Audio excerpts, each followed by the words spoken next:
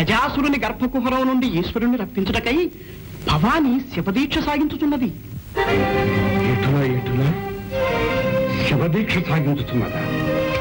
అటులైన ఆమె దీక్షలు భంగం చేశాను. చూడు చూచెదను నారాయణ శివదీక్ష.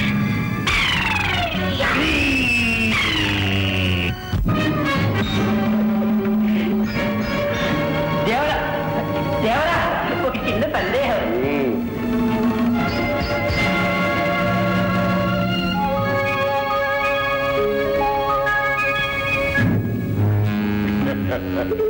సందేహాసుర దేవరా, అది ఏ పార్వతీదేవి మందిరం.